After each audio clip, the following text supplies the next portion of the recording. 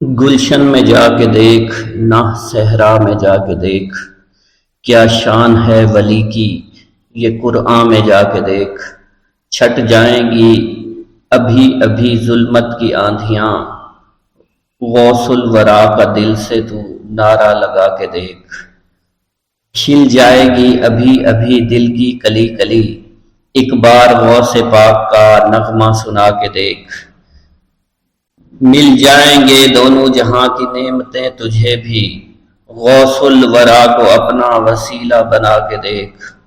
ہو جائے گی تجھے بھی زیارت حضور کی، آنکھوں میں غوث پاک کا جلوہ بسا کے دیکھ۔ اور تجھ پہ بھی ہوگی غوث پاک کی نظر کرم ضرور، تجھ پہ بھی ہوگی غوث پاک کی نظر کرم ضرور، اس دل کو ذوالفقار تو شیدا بنا کے دیکھ۔ السلام علیکم۔ حضرت شیخ عبد القادر جیلانی رحمۃ اللہ علیہ کے خاندانی حالات۔ آپ کے نانا سید عبداللہ سومئی رحمۃ اللہ علیہ جیلان کے مشہور مشائخ اور روسا میں سے تھے۔ بڑے زاہد، متقی، مجاب الدعوات، قائم اللیل، صائم النہار، صابر، شاکر، منکسر المزاج اور صاحب کرامت ولی تھے۔ ضعیف و نحیف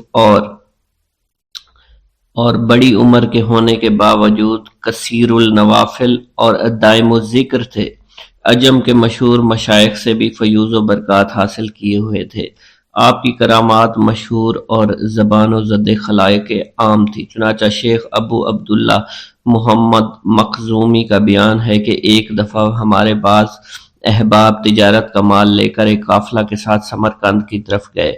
جب وہاں ایک صحرا میں پہنچے تو بہت سے مسلح سواروں نے انہیں آ گھیرا۔ حیرانی استعجاب کے عالم میں انہوں نے بآواز بلند شیخ عبداللہ موسعی کو پکارا۔ مان پکارتے ہی کیا دیکھتے ہیں شیخ عبداللہ ان کے درمیان کھڑے فرما رہے ہیں، یعنی ہمارا پروردگار پاک اور بے عیب ہے، اے سواروں ہم سے دور ہو جاؤ۔ اس کا سننا تھا کہ گھوڑ سوار اپنے سواروں کو پہاڑوں کی چوٹیوں، جنگلوں، بیابانوں کی طرف لے کر بھاگے اور پھر واپس کبھی نہ آئے۔ وہ سب ان کی دست اور غارت گری سے بالکل محفوظ رہے اور مامون رہے۔ اس کے بعد انہوں نے شیخ صاحب کی جستجو کی مگر کہیں نظر نہ آئے اور نہ ہی پتہ لگا کہ کدھر تشریف لے گئے۔ جب یہ لوگ جیلان واپس آئے تو انہوں نے لوگوں سے یہ ماجرا کہہ کر سنایا۔ لوگوں نے کہا، واللہ شیخ تو اس وقت جہاں موجود تھے۔ الغرض اس قسم کی ہزار ہا کرامتیں آپ کی مشہور ہیں۔ آپ کی پھوپھی کا نام سیدہ عائشہ کنیت ام محمد تھی، بڑی پارسا اور نیک بخت اور صالحہ تھی۔ ایک دفعہ جیلان میں بارش نہ ہونے کی وجہ سے سخت قحط سالی واقع ہو گئی۔ لوگوں نے ہر چند دعائیں مانگی، نماز استخسار پڑھی، مگر بارش بالکل بھی نہ ہوئی۔ آخر تنگ آ کر لوگوں نے آپ کی پھوپھی صاحبہ سے دعائے استسقاء کی درخواست کی۔ یہ سن کر آپ صحن میں گئیں اور زمین کو جھاڑو دیا، پھر بارگاہ ایزدی میں یوں عرض کرنے لگی، اے مولا، جھاڑو تو میں نے دے دیا ہے، چھڑکاؤ تو کر دے۔ یہ کہنا ہی تھا کہ آسمان سے موسلا دھار بارش برسنا شروع ہو گئی۔ آنن فانن میں اتنا پانی جمع ہو گیا کہ لوگ سیلاب باراں کو چیرتے بمشکل گھروں پہنچے۔ آپ کی وفات بھی جیلان میں ہوئی۔ آپ کے والد ماجد، مشہور ہے کہ حضرت شیخ عبد القادر جیلانی رحمۃ اللہ علیہ کے والد ماجد سید ابو صالح کو جنگ سے بہت انس تھا، اسی وجہ سے آپ کا لقب جنگی دوست ہو گیا۔ جنگی دوست فارسی لفظ ہے، اس کے معنی جنگ سے محبت یا انس رکھنے والا ہے۔ آپ نے زمانہ کے بلند مرتبہ، متقی، پرہیزگار اور موضوع حقیقت سے واقف کار لوگوں میں سے تھے۔ کہتے ہیں کہ ریاضات و مجاہدات کے دوران میں ایک دفعہ آپ کو تیسرا فاقہ تھا۔ آپ دریا کے کنارے بیٹھے تھے، دریا میں ایک سیب بہتا ہوا آپ کو دکھائی دیا، جسے آپ نے پکڑ کر تناول فرما لیا۔ بعد میں آپ کے دل میں یہ خطرہ گداز ہوا کہ معلوم نہیں یہ سیب کس کا ہے، میرے لیے اس کا کھا لینا کیوں کر حلال ہو سکتا ہے۔ یہ خیال پیدا ہوتے ہی آپ اپنی قصور معاف کروانے کے لیے مالک سیب کی جستجو میں دریا کے کنارے کنارے چلے۔ کئی روز متواتر سفر کرنے کے بعد آپ کو آب رواں کے قریب نہایت عظیم الشان عمارت ملی۔ جس میں ایک بہت وسیع باغ تھا۔ اس باغ میں سیب کا ایک بہت بڑا درخت بھی نظر آیا جس کی شاخیں میوہ سے لدی ہوئی تھی، سطح آب پر پھیلی ہوئی تھی۔ ان شاخوں سے پختہ سیب ٹوٹ ٹوٹ کر پانی میں گر رہے تھے۔ آپ کو یقین ہو کیا جو سیب آپ نے تناول فرمایا تھا وہ اسی درخت کا ہے۔ چنانچہ آپ نے مالک باغ کے متعلق دریافت کیا۔ تحقیقات کے بعد معلوم ہوا کہ اس باغ و محل کے مالک حضرت سید عبداللہ سومئی رحمۃ اللہ علیہ ہیں۔ آپ ان کی خدمت میں حاضر ہوئے اور سارا ماجرا عرض کر کے معافی کی درخواست کی۔ حضرت عبداللہ تاڑ گئے کہ یہ شخص بندگان خدا میں سے ہے۔ فرمایا 12 برس ہماری خدمت میں رہو تب وہ معاف ہوگا۔ آپ نے بصر و چشم منظور فرما لیا۔ 12 سال کی مدت ختم ہوئی تو حضرت عبداللہ سومئی نے فرمایا کہ ایک خدمت اور ہے، اسے بھی انجام دے دو، تب سے معاف کروں گا۔ وہ یہ کہ میری ایک لڑکی ہے جس میں 4 عیب ہیں۔ آنکھوں سے ادھی ہے، کانوں سے بہری ہے، ہاتھوں سے لولی ہے اور پاؤں سے لنگڑی ہے۔ اس عاجزہ کا نکاح قبول کرو، بعد نکاح 2 سال ہماری خدمت میں اور رہو تاکہ اس نکاح کا نتیجہ ایک فرزند کی صورت میں اپنی آنکھوں سے دیکھ سکوں۔ اس کے بعد جہاں جی چاہے جب جی چاہے چلے جانا۔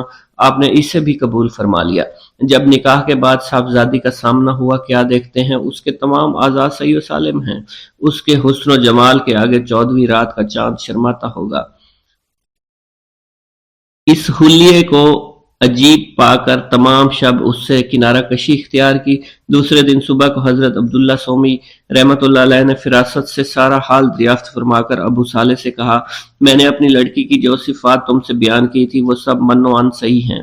نااہرم کے لیے اس کی آنکھیں اندھی ہیں، غیر حق بات کہنے کے لیے اس کے کان بہرے ہیں، مس سے نامحرم کے لیے اس کے ہاتھ لولے ہیں اور تمہارے حکم کے خلاف قدم اٹھانے کے لیے اس کے پاؤں لگڑے ہیں۔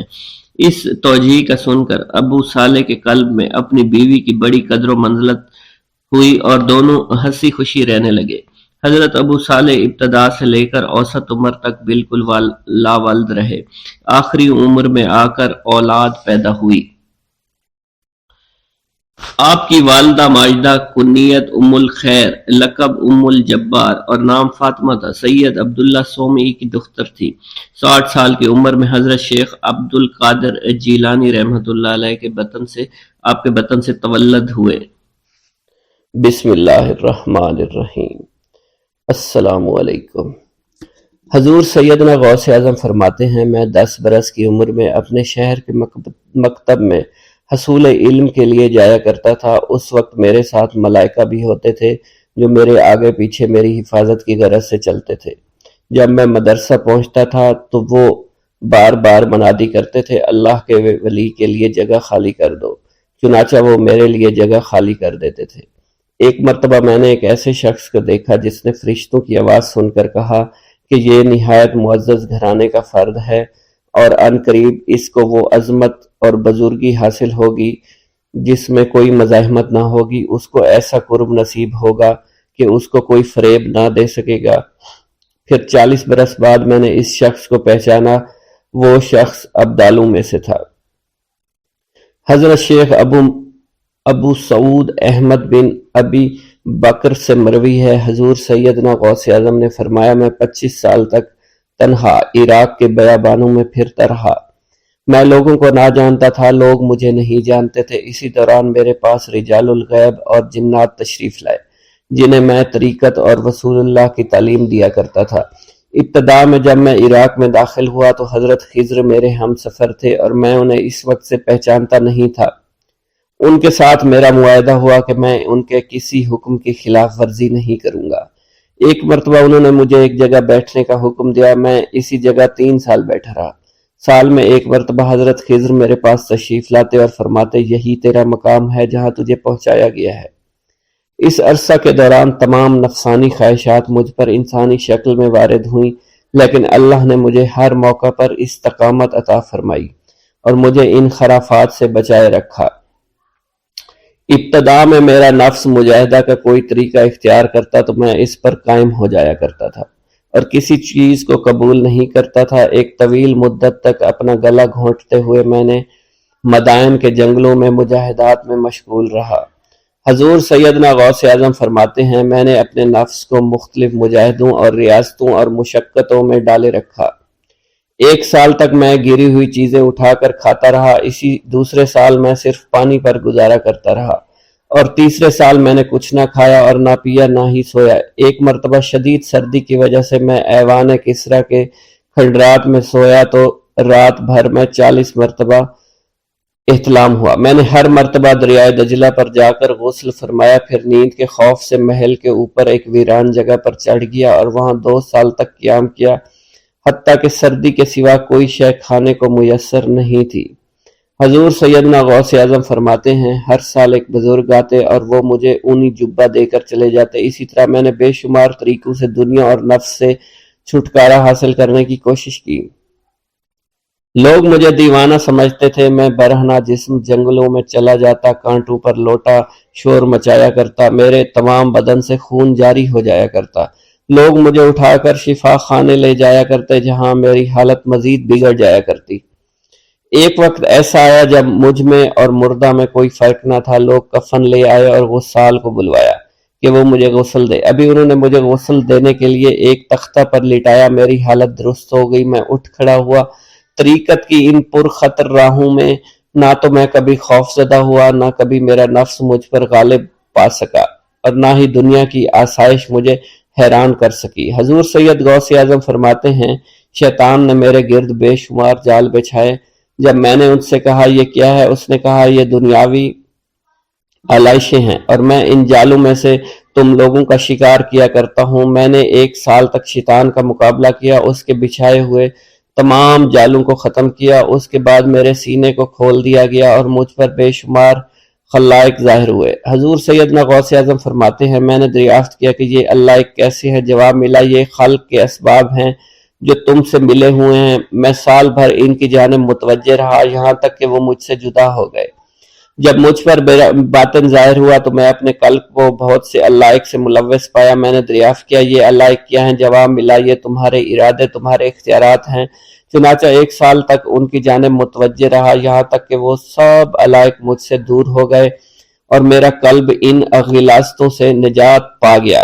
حضور سیدنا غوث اعظم فرماتے ہیں، پھر میں نے توکل کے دروازے پر آیا، میرا مقصد پورا ہو، لیکن جب میں توکل کے دروازے پر پہنچا، بے شمار لوگ وہاں موجود تھے۔ میں ہجوم کو چیرتا بڑھا اور شکر کے دروازے پر پہنچ گیا، یہاں بھی لوگوں کا جمع غفیر موجود تھا، اسے بھی چیرتا آگے بڑھا اور مشاہدہ کے دروازے پر پہنچ گیا، یہاں پر موجود ہجوم کو بھی چیرتا ہوا اندر داخل ہوا، حتیٰ کہ سب سے آخر میں مجھے فقر کے دروازے پر لا دیا گیا۔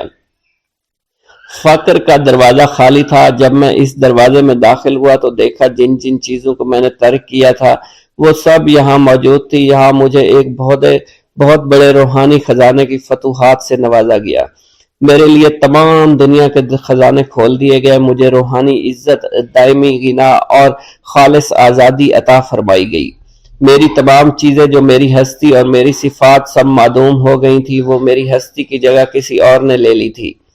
حضرت شیخ ابو سعید مخزومی نے حضور سیدنا غوث اعظم کو خرقہ خلافت سے نوازا اور فرمایا، اے عبدالقادر، یہ وہ خرقہ ہے جو حضور نبی کریم صلی اللہ علیہ وسلم نے سیدنا علی المرتضیٰ کو عطا فرمایا۔ سیدنا علی المرتضیٰ نے یہ خرقہ خواجہ حسن بصری کو عطا فرمایا، جس سے ہوتا ہوا یہ مجھ تک پہنچا، اور یہ تمہاری امانت تھی جو میں نے تم تک پہنچا دی۔ حضور سیدنا غوث اعظم نے جب خرقہ مبارک کو زیب تن کیا تو آپ پر بے شمار انوار و تجلیات کی بارش ہونا شروع ہو گئی۔ ایک گاؤں کے بارے میں کہا جاتا تھا کہ جہاں قدرت کی بے پناہ نعمتیں تھیں، اللہ پاک نے وہاں کے لوگوں کو مالا مال کیا ہوا تھا۔ ایسی نعمتیں کہ جن نعمتوں کو دیکھ کر انسان اکثر مغرور ہو جایا کرتے ہیں، مگر وہاں پر کچھ مسلمان تھے، اور سب سے بڑی اور بری بات یہ تھی کہ وہاں کے تمام لوگ کافر تھے۔ وہ کفار اپنی دولت پر بہت فخر کیا کرتے تھے، کیونکہ ان میں ہر ایک انسان بہت دولت مند تھا، ہر ایک کے پاس بے بہا پیسے تھے، کسی کو پیسوں کی کمی نہیں تھی۔ وہاں کے سردار کی ایک اکلوتی بیٹی تھی جس کو سردار بے پناہ پیار کرتا تھا۔ اس سردار کی بیٹی بے پناہ مغرور، ظالم، گھمنڈی تھی۔ وہاں پر غریب لوگ صرف مسلمان ہی تھے، تمام کافر ایک دوسرے کی مدد کیا کرتے تھے، لیکن مسلمانوں کی مدد کرنے والا وہاں پر کوئی نہ تھا۔ وہاں پر انہیں کوئی دیکھنے والا نہ تھا۔ سردار کی بیٹی کو کالے جادو میں خوب مہارت حاصل تھی، اور وہ جادو کی وجہ سے وہاں پر رہنے والے غریبوں پر بہت ظلم کیا کرتی تھی۔ تمام مسلمان اس سے بے حد پریشان تھے، اور وہ لوگوں کو غلام بناتی اور مزدور بناتی تھی۔ اگر ان میں کوئی اس کی بات نہ مانتا تو اس کو قیدی بنا کر اپنے اشاروں پر نچایا کرتی تھی۔ اس بستی میں چونکہ اکا دکا مسلمان تھے جن کا کوئی پرسان حال نہیں تھا، کوئی بھی ان کو بچانے والا نہیں تھا۔ جب وہ سردار کی بیٹی کے ظلم حد سے بڑھ گئے تو مسلمانوں میں سے ایک بوڑھے شخص نے اللہ کے حضور گڑ گڑا کر دعائیں کی، اے اللہ، ہمارے چند نسلیں جو یہاں پر بچی ہوئی ہیں، ان نسلوں کو تو بچا لے۔ یہ سردار کی بیٹی جس نے ہمارا جینا دشوار کر رکھا ہے، یہاں کوئی بھی انسان ہمارا حال نہیں پوچھتا، اور نہ ہی ہمارے پاس مال و دولت ہے، اور نہ ہی ہمارے پاس جسمانی طاقت بچی ہے۔ یا اللہ، ہمارے لیے کوئی ایسا بندہ بھیج جو نہ صرف طاقتور ہو بلکہ اس جادوگرنی یعنی سردار کی بیٹی کو بھی ہرا سکے۔ اللہ رب العزت نے اس بوڑھے کی دعا کو قبول فرمایا، اور یوں اس جگہ پر ایک اللہ والے کو بھیج دیا، اور وہ اللہ والے ایسے ہی بستی میں داخل نہیں ہوئے، بلکہ ایک دن کچھ عجیب واقعہ ہوا۔ ان کافروں کا سردار جنگل میں سیر سپاٹے کرتے ہوئے نکلا تھا، بڑی شان سے چلتا ہوا وہ سفر کر رہا تھا۔ اچانک ایک زہریلا سانپ اس کے سامنے آیا۔ اس زہریلے سانپ نے بادشاہ کو ڈس لیا، اور وہ بے ہوش ہو کر زمین پر گر پڑا اور تڑپنے لگا۔ اس کے جو ساتھی تھے انہوں نے جب اپنے سردار کو یوں تڑپتا ہوا دیکھا اور سردار کی غیر حالت دیکھی تو کہ جسے ایک زہریلے سانپ نے کاٹ لیا ہے، تو وہ فوراً اسے اٹھا کر گھر لے آئے تاکہ اسے بچانے کے لیے کچھ کیا جا سکے۔ اس لڑکی نے اپنے باپ کی جب یہ حالت دیکھی تو اپنے آس پاس کے بڑے بڑے حکیموں کو بلایا، لیکن عجیب بات یہ تھی کہ لاکھ کوشش کے باوجود زہر نکالنے میں سارے ناکام ہو رہے تھے، اور زہر تیزی کے ساتھ اس کے جسم میں پھیلتا چلا جا رہا تھا۔ لیکن اسی وقت وہاں ایک درویش کی آمد ہوئی، ایک اللہ والے آئے، ان اللہ پاک نے اس مقصد کے تحت وہاں بھیجا تھا۔ اس اللہ کے ولی نے سردار کے گھر پر پہنچ کر دروازے کو کھٹکھٹایا۔ نوکروں نے پوچھا کون ہو، کس سے ملنا ہے؟ اس نے کہا میں نے سنا ہے کہ یہاں کے سردار کو سانپ نے ڈس لیا ہے۔ نوکر کہنے لگے کہ تمہیں کیسے پتا چلا کہ یہاں کے سردار کو سانپ نے ڈس لیا ہے؟ تم تو ہمیں اجنبی لگتے ہو، ہم نے تمہیں آج تک یہاں نہیں دیکھا ہے۔ اس نے کہا میں مسافر ہوں، اور مجھے خبر ملی ہے کہ یہاں کے سردار کو ایک زہریلے سانپ نے ڈس لیا ہے، اور کوئی بھی اس کا علاج نہیں کر پا رہا۔ نوکروں نے کہا تم کون ہو؟ اللہ والے نے کہا میں حکیم ہوں، اور میں ان کے علاج کی غرض سے یہاں آیا ہوں۔ وہ نوکر اللہ والے کی حالت دیکھ کر ہنسنے لگے، کیونکہ آپ نے پھٹے پرانے کپڑے پہن رکھے تھے اور دیکھنے سے بہت غریب معلوم ہوتے تھے۔ وہ نوکر کہنے لگے کہ اتنے بڑے سردار کا علاج کرو گے؟ ارے یہاں تو اس کے پاس بڑے بڑے حکیم بلائے گئے ہیں، ہمارے سردار کے پاس پیسوں کی کوئی کمی نہیں ہے، اور وہ تم جیسے غریب سے بھلا کیوں علاج کروائیں گے؟ درویش نے کہا اگر تم چاہتے ہو تمہارے سردار کی جان بچ جائے پھر مجھے اندر جانے دو۔ غلام کہنے لگا ٹھیک ہے، ہم اندر جا کر اجازت لے کر آتے ہیں۔ نوکر اندر گئے، سردار کی بیٹی سے کہا ایک غریب آیا ہے، کپڑوں سے فقیر معلوم ہوتا ہے، لیکن کہتا ہے میں سردار کا علاج کر سکتا ہوں، اور میں سردار کا علاج کروں گا۔ جو زہر تیزی کے ساتھ جسم میں پھیل رہا ہے میں اس کو باہر نکال پھینک کروں گا۔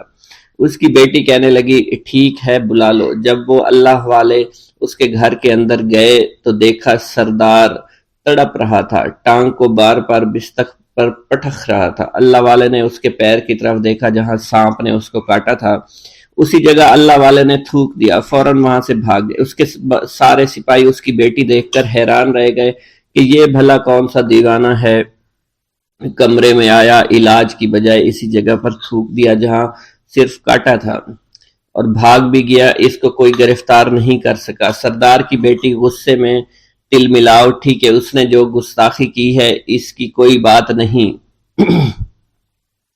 تھوک کو میں صاف کروا دوں گی، مگر اس کو تو میں ابھی گرفتار کرواتی ہوں۔ اور اس نے اپنے سردار کے ایک نوکر سے کہا کہ اس تھوک کو صاف کرو۔ اس نوکر نے تھوک کو صاف کرنے کی بجائے اس کو اچھی طرح سے ٹانگ پر مل دیا۔ لڑکی نے کہا کیا کر رہے ہو؟ اس فقیر نے میرے باپ کی ٹانگ پر تھوک دیا، اب اس تھوک کو تم مل رہے ہو۔ حکیم نے اپنے ہاتھ کے اشارے سے سردار کے بیٹے کو روک دیا۔ جیسے اس تھوک کو سردار کی ٹانگ پر ملا گیا، فوراً سارا زہر ختم ہو گیا۔ جو ٹانگ کٹنے کے قابل تھی وہ ٹانگ بالکل ٹھیک ہو چکی تھی، جو نیلی پڑ چکی تھی اب اصلی حالت میں آہستہ آہستہ واپس آ رہی تھی۔ اور جب وہ قبیلے کا سردار بالکل ٹھیک ہو گیا، ہوش میں آ گیا، تو حیران رہ گیا۔ اسے بتایا کہ فقیر بابا کے تھوک کی وجہ سے آپ ٹھیک ہوئے ہیں۔ اس نے کہا وہ بزرگ تو ہمارے لیے مسیحا ہے، تم لوگوں نے انہیں جانے کیوں دیا؟ انہیں میرے پاس لے کر آؤ، انہوں نے ہم پر بہت بڑا احسان کیا ہے، ہم اس کے احسان کا بدلہ ضرور چکائیں گے۔ اس کی بیٹی جو خاموشی سے باپ کو دیکھ رہی تھی، اس نے کچھ بھی نہ کہا۔ گاؤں کے سردار کے کہنے پر سارے سپاہی اللہ والے کو ڈھونڈنے کے لیے نکل گئے۔ وہ چاروں طرف پھیل گئے، لیکن کہیں بھی اللہ والے کا پتہ نہیں چل رہا تھا۔ پھر جب سپاہی تلاش کرتے کرتے جنگل میں داخل ہوئے، وہاں ایک درخت کے نیچے ایک آدمی کو عبادت کرتے ہوئے دیکھا۔ وہ غور سے اس کو دیکھ رہے تھے اور کہہ رہے تھے یہ کس طرح کی عبادت کر رہے ہیں؟ ہم لوگ تو اپنے بتوں کے آگے ہاتھ جوڑتے ہیں، یہ نہ جانے کس کو سجدہ کر رہے ہیں۔ خیر، عبادت کے فوراً بعد اللہ والے کو پکڑ لیا، گاؤں کے سردار کے سامنے پیش کیا۔ وہ کہنے لگا آپ کون ہیں اور کہاں سے آئے ہیں؟ سب سے پہلے تو میں گستاخی کی معافی چاہتا ہوں، میرے لوگوں نے آپ کے ساتھ بڑی بدتمیزی کی، لیکن آپ کی وجہ سے آج میں زندہ ہوں۔ ہم گناہ گاروں کی وجہ سے آپ جیسے لوگوں کو بہت تکلیف ہوئی ہے، اس لیے میں معذرت چاہتا ہوں۔ آپ سے درخواست کرتا ہوں کہ آپ میری طرف سے یہ قیمتی لباس یعنی کپڑے اور عربی گھوڑا قبول کیجئے۔ اللہ والوں نے اس کی طرف مسکرا کر دیکھا اور کہا یہ گھوڑا، یہ لباس بہت قیمتی ہے، مگر یہ لباس پہن کر اس گھوڑے کے لیے گھاس کاٹوں گا تو کیا اچھا لگوں گا؟ سردار نے کہا فکر نہ کریں، گھوڑے کے ساتھ ساتھ ہم آپ کو نوکر بھی دیں گے۔ اللہ والے نے کہا کہ اتنی مال و دولت اور نوکروں کے ساتھ میں اکیلا رہوں گا؟ گاؤں کا سردار بولا حضور آپ کی یہ بات سن کر میں سوچ میں گم ہو گیا ہوں، لیکن یہ میری بیٹی آپ کے سامنے حاضر ہے۔ بیٹی حیرت سے اپنے باپ کو دیکھ رہی تھی کہ میرا باپ اب کیا کہنے والا ہے۔ سردار نے کہا میری بیٹی جسے آپ نے دیکھ لیا ہے، اس کی شادی میں آپ سے کر دوں گا، مگر ایک شرط ہے کہ آپ کو اپنے مذہب کو چھوڑنا پڑے گا۔ میرے سپاہیوں نے آپ کو عبادت کرتے ہوئے دیکھا ہے، جہاں تک ہمارے معمولات ہیں ہم بتوں کے آگے سجدہ کرتے ہیں اور ان کی عبادت کرتے ہیں، اور آپ جس کے آگے سجدہ کرتے ہیں وہ اللہ ہے، یعنی آپ مسلمان ہیں، اس لیے آپ کو اپنا مذہب چھوڑنا پڑے گا۔ کیا آپ ایسا کر سکتے ہیں؟ اللہ والے نے کہا کہ مجھے ایک بات بتائیے، آپ سب کچھ دیکھ رہے ہیں، آپ نے مجھے یہ بھی دعا دی کہ میری اولادیں ہوں اور آپ کی نسل آپ کی بیٹی سے چلے گی۔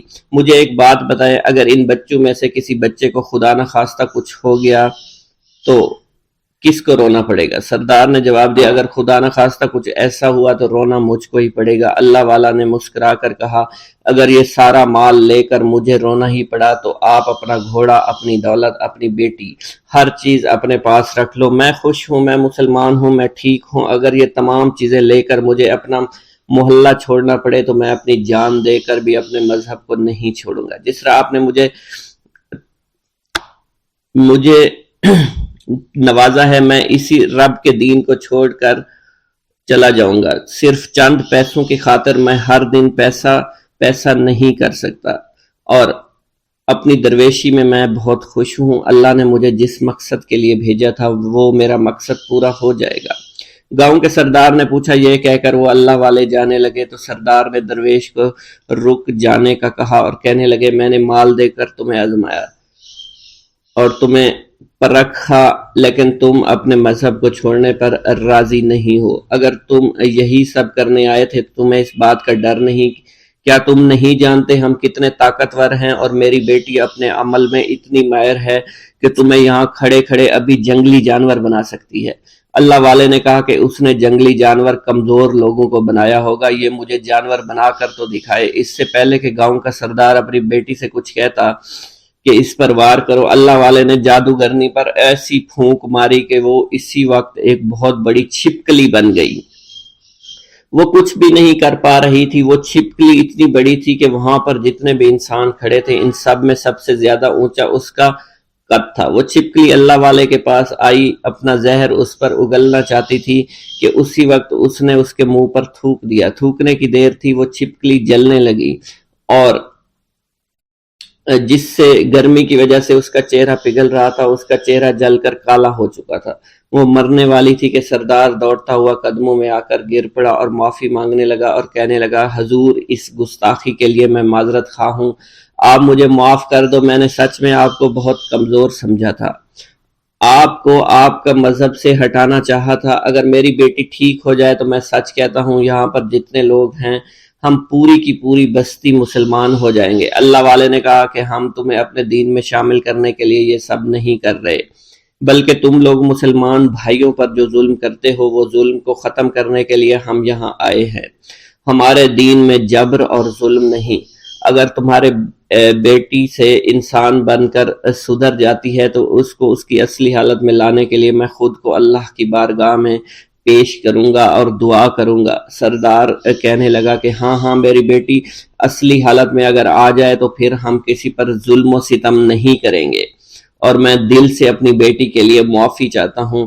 آج سے یہ کوئی بھی جادو ٹونا اور مسلمانوں کو تنگ نہیں کرے گی اور نہ ہی کسی مسلمان پر یہ ظلم اور جبر کرے گی، بس آپ اسے دوبارہ سے انسان بنا دے۔ اللہ والا نے چھپکلی پر دوبارہ سے پھونک ماری تو پھر سے انسان بن گئی اور اللہ والے کے قدموں سے وہ لپٹ گئی، کہنے لگی مجھے معاف کر دیجئے، مجھے معاف کر دیجئے، میں نے اپنے آپ کو بہت طاقتور سمجھا۔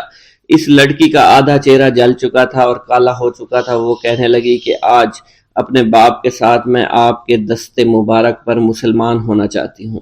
میں وعدہ کرتی ہوں کہ آج سے اس بستی پر کوئی بھی کافر کسی مسلمان کے ساتھ بدتمیزی نہیں کرے گا، زیادتی نہیں کرے گا، ظلم اور جبر نہیں کرے گا، بلکہ ہم سب یہاں مل جل کر رہیں گے اور بھائی چارے کے ساتھ رہیں گے۔ ہم سب مسلمان ہو جائیں گے اور پھر یوں اللہ والے کے ہاتھوں پوری بستی کا سردار اور اس کی بیٹی نے اسلام قبول کر لیا اور سردار نے اللہ والے سے اپنی بیٹی کا نکاح کر دیا اور پھر اس بستی میں ہمیشہ کے لیے امن و امان قائم ہو گیا۔ بھوک اللہ کے خزانوں میں سے ایک خزانہ ہے۔ حضرت شیخ ابو محمد فرماتے ہیں، ایک روز میں حضور سیدنا غوث اعظم کی خدمت میں ایسی حالت میں حاضر ہوا کہ فاقہ سے تھا اور میرے اہل و عیال بھی کئی دنوں سے بھوکے تھے۔ میں نے آپ کی خدمت میں سلام عرض کیا تو آپ نے میری دلی کیفیت کو بھانپتے ہوئے فرمایا، اے جونی، بھوک اللہ تعالیٰ کے خزانوں میں سے ایک خزانہ ہے اور اللہ عز و جل جس کو دوست رکھتا ہے اس کو فاقہ کی نعمت عطا فرما دیا کرتا ہے۔ حضرت شیخ زین الدین فرماتے ہیں، ایک مرتبہ میں اور ایک میرا دوست حج کی ادائیگی کے بعد بغداد شریف آئے۔ بغداد شریف میں ہم کسی کو جانتے نہیں تھے اور ہمارے پاس صرف ایک قبضہ کمان تھی جسے فروخت کر کے ہم نے کچھ چاول خریدے اور انہیں پکایا۔ ہم ان چاولوں سے سیر نہ ہو سکے اور نہ ہی ہمیں کوئی لطف محسوس ہوا۔ بعد ازاں ہم حضور سیدنا غوث اعظم کی محفل میں حاضر ہوئے تو آپ کچھ کلام فرما رہے تھے۔ ہمیں دیکھتے ہی آپ نے اپنا کلام قطع کر لیا اور فرمانے لگے، حجاز مقدس سے کچھ مہمان آئے اور ان کے پاس قبضہ کمان کے سوا کچھ نہ تھا جسے انہوں نے فروخت کر کے چاول خریدے اور انہیں پکا کر کھایا، لیکن نہ ہی وہ سیر ہوئے اور نہ ہی لطف اندوز۔ حضرت شیخ زین الدین ابو الحسن علی بن ابو طاہر ابراہیم انصاری فرماتے ہیں، ہم نے جب حضور سیدنا غوث اعظم کا یہ کلام سنا تو ہم نہایت حیران ہوئے۔ محفل کے اختتام پر آپ نے دسترخوان بچھوایا۔ میں نے آہستگی سے اپنے دوست سے اس کی پسندیدہ چیز کے متعلق پوچھا تو اس نے کہا، حلوہ کھانا چاہتا ہے اور میرے دل میں اس وقت شہد کی خواہش پیدا ہوئی۔ ابھی یہ سب کچھ ہمارے دلوں میں ہی تھا کہ حضور سیدنا غوث اعظم نے اپنے خادمین کو حکم دیا، جاؤ حلوہ شہد لے آؤ۔ خادمین نے حکم کی، تعمیل کی اور حلوہ اور شہد ہمارے سامنے لا کر رکھ دیا۔ آپ کا اس طرح ہمارے دلوں کی بات پر مطلع ہونے سے ہم حیران رہ گئے۔ حضرت ابو حفص عمر بن صالح بغدادی ایک مرتبہ اپنی اونٹنی کو ہانکتے ہوئے حضور سیدنا غوث اعظم کی خدمت میں حاضر ہوئے۔ عرض کرنے لگے، حضور میں حج کے لیے بیت اللہ شریف جانا چاہتا ہوں، مگر میری یہ اونٹنی میرا ساتھ دینے کے قابل نہیں ہے اور فی الحال میرے پاس کوئی دوسری سواری بھی نہیں ہے۔ آپ نے اس اونٹنی کی پشت پر ہاتھ پھیرا۔ اس کے بعد حضرت ابو حفص عمر بن صالح بغدادی نے اس اونٹنی کو ایڑی لگائی تو وہ اونٹنی بیت اللہ شریف تک بھاگتی ہی چلی گئی اور کوئی دوسری سواری اس کے قریب نہیں پہنچ سکی۔ حضرت ابو حامد فرماتے ہیں، میں ایک مرتبہ بغداد شریف میں حضور سیدنا غوث اعظم کی خدمت میں حاضر ہوا اور اپنا مصلی آپ کے نزدیک بچھا کر بیٹھ گیا۔ آپ نے مجھ سے فرمایا، اے حامد، تم عنقریب بادشاہوں کے دسترخوان پر بیٹھو گے۔ چنانچہ جب میں حران واپس پہنچا تو سلطان نور الدین زنگی نے مجھے اپنے پاس رہنے پر مجبور کر دیا اور مجھے اپنا مصاحب خاص مقرر کر دیا اور ناظم اوقاف مقرر فرمایا۔ حضرت شیخ ابو المظفر اسماعیل سے منقول ہے کہ ایک مرتبہ حضرت شیخ الہیتی بیمار ہو گئے۔ حضور سیدنا غوث اعظم ان کی عیادت کے لیے تشریف لائے۔ آپ نے ان کے نزدیک کھجور کے 2 درخت دیکھے جو 4 سال سے خشک تھے اور ان پر پھل نہیں آتا تھا۔ آپ نے ان درختوں کے نیچے بیٹھ کر وضو کیا اور 2 رکعت نماز ادا فرمائی۔ کچھ دن گزرنے کے بعد ان درختوں پر پھل لگ گئے اور وہ دوبارہ سے سرسبز و شاداب ہو گئے۔ جھولی کو میری بھر دو ورنہ کہے گی دنیا، ایسے سخی کا منگتا پھرتا ہے مارا مارا۔ مولانا عبد الرحمن جامی فرماتے ہیں، حضور سیدنا غوث اعظم کا ایک مرید آپ کے ہمراہ مسجد کی جانب جا رہا تھا۔ جمعہ کا دن تھا۔ اس دن کسی بھی شخص نے آپ کو دیکھ کر نہ سلام کیا نہ ہی کچھ توجہ فرمائی۔ اس مرید کے دل میں خیال آیا کہ پہلے تو آپ جمعہ کی نماز کی ادائیگی کے لیے بڑی مشکل سے لوگوں کے ہجوم میں سے ہوتے ہوئے مسجد کی جانب تشریف لے جایا کرتے تھے، اور آج کوئی شخص بھی آپ کو سلام نہیں کر رہا ہے اور نہ آپ کے نزدیک آ رہا ہے۔ مولانا عبد الرحمن جامی فرماتے ہیں، ابھی یہ خیال اس مرید کے دل میں ہی تھا کہ حضور سیدنا غوث اعظم نے مسکرا کر اس مرید کو دیکھا، پھر لوگوں کا ایک جمع غفیر اکٹھا ہو گیا اور ہر کوئی آپ سے سلام کرنے کا خواہش مند تھا، یہاں تک کہ اس مرید اور آپ کے درمیان ہجوم حائل ہو گیا۔ اس مرید کے دل میں یہ خیال آیا کہ یہ پہلا حال اچھا تھا جب میں اور آپ تنہا تھے۔ مولانا عبد الرحمن جامی فرماتے ہیں، حضور سیدنا غوث اعظم شیخ عبد القادر جیلانی نے ایک مرتبہ پھر اس مرید کی دلی کیفیت کو بھانپتے ہوئے فرمایا، تمہیں معلوم نہیں لوگوں کے دل میری مٹھی میں ہیں، میں انہیں چاہوں تو پھیر دوں، چاہوں تو اپنی جانب متوجہ کر لوں۔ ایک مرتبہ ایک عورت حضور سیدنا غوث اعظم کی خدمت میں بیٹے کو لے کر حاضر ہوئی۔ عرض کیا، میرے اس بیٹے کو آپ سے دلی لگاؤ ہے، آپ اسے اپنی غلامی میں قبول فرما لیں، میں اللہ عز و جل اور آپ کی خاطر اپنے بیٹے پر اپنے حق کو معاف کرتی ہوں۔ آپ نے اس لڑکے کو قبول فرما لیا۔ چند روز بعد وہ عورت اپنے بیٹے سے ملنے کے لیے آئی تو وہ لڑکا آپ کے حکم سے مجاہدات میں مشغول تھا اور بے حد کمزور اور لاغر ہو چکا تھا۔